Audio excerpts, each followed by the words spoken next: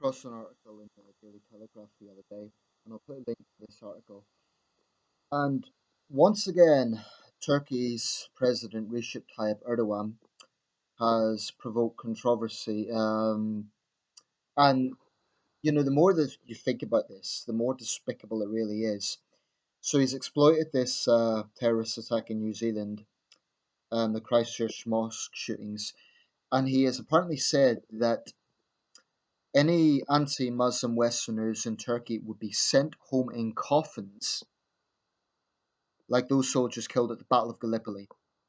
So what this despicable autocrat is doing is evoking a very savage, very bloody battle from over 100 years ago, 103 years ago now, something that is of sacred memory in both Turkey and in the Anzac nations, to score political points, and I think it's absolutely disgusting. But this is in keeping with Erdogan's thuggish approach to world affairs. This despicable man, at every opportunity, pushes ultra-nationalism, pushes a very ultra-conservative brand of Islam, and I think that Western countries need to start standing up to him. I mean, the warning sign, as if we didn't need one, was the events in 2016 with that attempted coup d'etat and Erdogan's brutal response to that, arresting literally thousands of people, thousands of political prisoners in Turkey. This is a country that should never be allowed to join the EU so long as this dictator is in command. This is a man who treats himself like a modern day sultan, building an expensive palace for himself. He's an incredible bigot. He clearly has Islamic supremacist ideas. He's basically, I would describe him as a Muslim Donald Trump. I think he's utterly despicable. And for him to evoke Gallipoli, let's be clear, 80,000 Turkish troops died at Gallipoli, 8,700 Australians, and many New Zealanders, thousands more, British and French. This was one of the major campaigns of World War One. And for this man to evoke that memory, which is something that actually bridges Australia and Turkey, i.e., joint sacrifice, is beyond despicable. In fact, Kemal Ataturk's attributed to a quote. There's some debate over whether he actually said it or not, but he has long been attributed to a quote which says, this is a very, very condensed version, but here Johnnies and Mehmets lie together. I.e., these young men died for their countries and now they're lying together in peace. What Erdogan is doing is trying to blow a hole in that. I think Western nations need to stand up to this thug, and that's what Erdogan is. And many Turks agree with me. In fact, when I posted this on my timeline, a guy I know from Bursa not only liked my comment, but he, in his words, Erdogan is an Islamo-fascist thug who is bringing Turkey back to the Dark Ages. This man is destroying his country by bringing it down a path of Islamist theocracy. I think he is utterly despicable. I think he's one of the most loathsome, thuggish world leaders around right now. And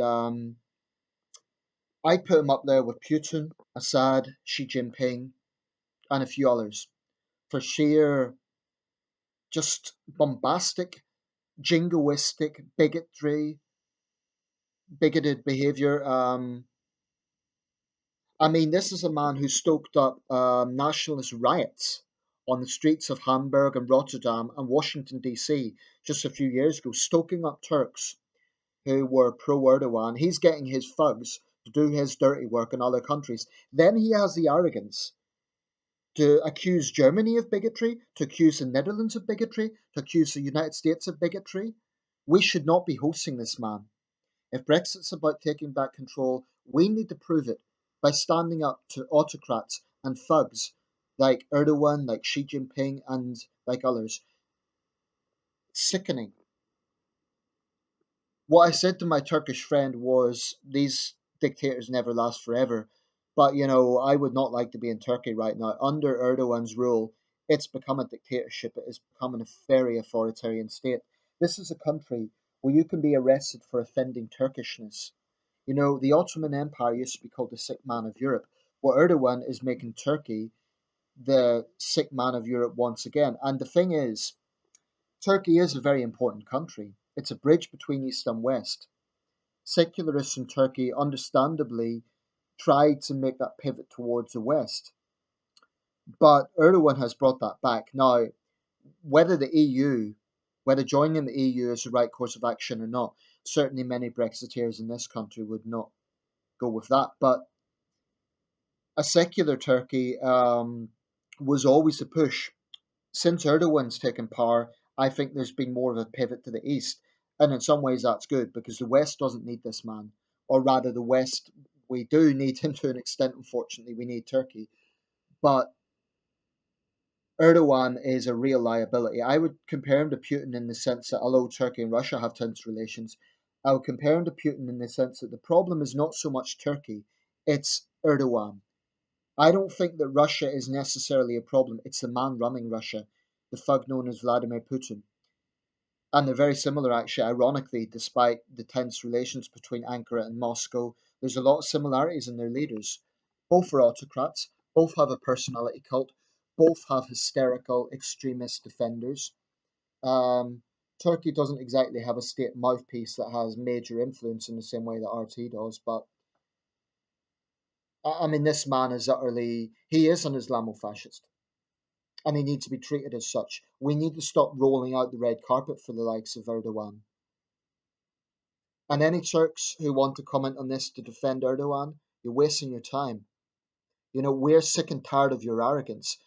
We're sick and tired of Turkish nationalists coming to the streets of real democracies, countries that do tolerate freedom of expression, and taking advantage of us.